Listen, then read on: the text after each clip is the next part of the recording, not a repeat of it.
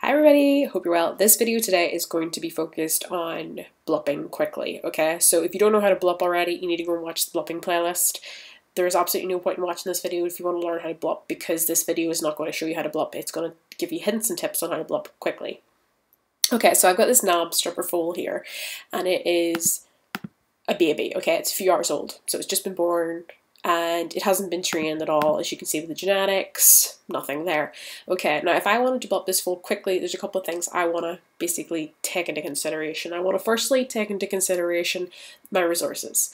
I secondly want to take into consideration the EC, and I want to also take into consideration the competitions and the skills, okay?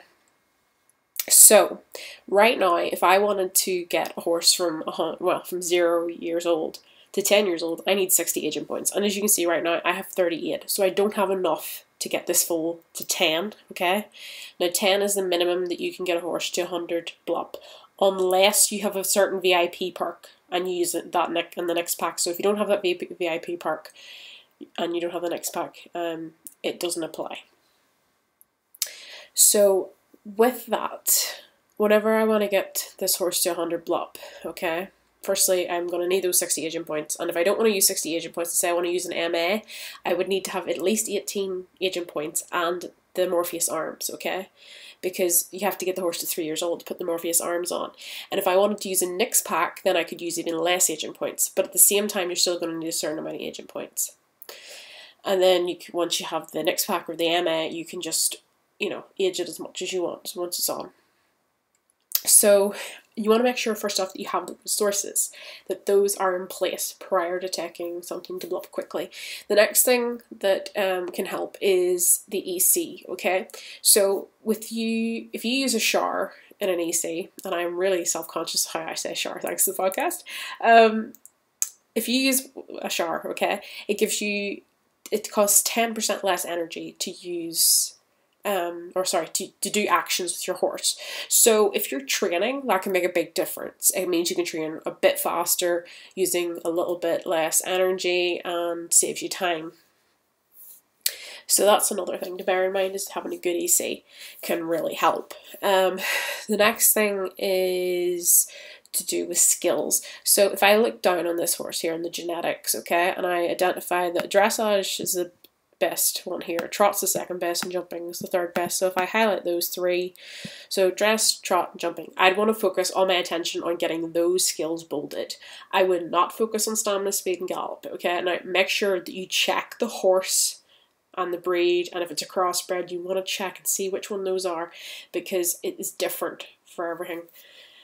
So there's no point in, if it's different breed of horse, it's going to have different genetic skills. So that's another thing. I would only focus my energy and time on those skills. And then the other thing, obviously, once you have trot, jumping, and dressage bolded, it's going to need to have 20 wins. So 20 wins, one of the things I advise, if you don't have anybody to help you with getting wins on your horse, you need to plan, okay, ahead in terms of what's the best competitions to go in for and how should I train my horse for those competitions. So you really need to take that into consideration, okay?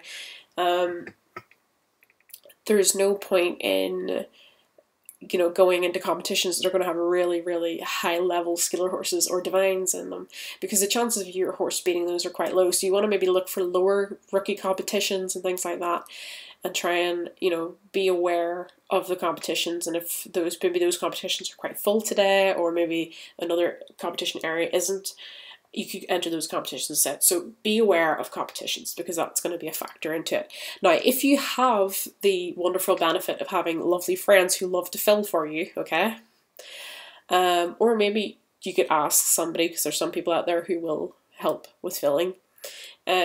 You need to make sure you know what competitions you're going to go into, roughly what percentage of difficulty you're going to go into in those competitions, and where potentially those people could put those horses into with their fillers, so they know that they have enough fillers. And believe me, you're going to need at least 2 people to help you, and they're going to need 2 fillers each, okay? Because 5 horses have to go into competition for it to run. So that's another thing you have to factor in, is how you're going to win the competitions. So that can help in planning. The next thing, let me think. I've covered the skills. I've covered the resources, competitions. I feel like I'm leaving something out and I'm trying to remember what it was. I think that's all that I can think of right now, but just remember, have your resources. You know, if you can have fillers at the ready, have them at the ready. Make sure you have that good EC because it can make a difference. Oh, yes, this is what it was. You see, I didn't remember. BM items. You might not always have the luxury of having BM items, but some BM items can make your life a hell of a lot easier, and some of them can make it really woeful. So, Chronos Timer. There's a one for you. It'll let you train your horse twice as fast, okay? So that will save you time, okay? Now, here's one to avoid if you're blupping and you want to be quick. Water of Youth. Water of Youth makes it take longer, okay? Because it means you have to age your horse once every month instead of every 2 months. So for example, if you give a Water of Youth to your horse, suddenly you're going to need twice as many aging points, for example, to get your horse where you want it to go. But you do have the added benefit of being able to enter more competitions and whatnot. I don't personally, I never blup with a wow, okay? I think it's a curse, okay? The only time I use Ys is skillers, okay? And I don't even like using them on skillers just because it makes everything take forever. So that's one of the things you can do. Another thing you can do as well is there are some other things out there that can help. Flighty stroke, because you can stroke your horse twice a day, you can add on more energy. And that means you can do more actions as well.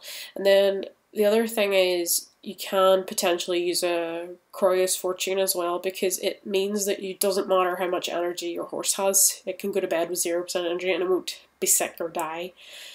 So that it does speed it up as well. So that's another potential thing to use to make it a lot quicker for yourself. And obviously, if you want to use bonus items to help you win competitions, you can do that. But I hope that was helpful. And I hope I didn't forget anything. I probably have. But anyway, I hope you've had a lovely day, guys. Bye-bye.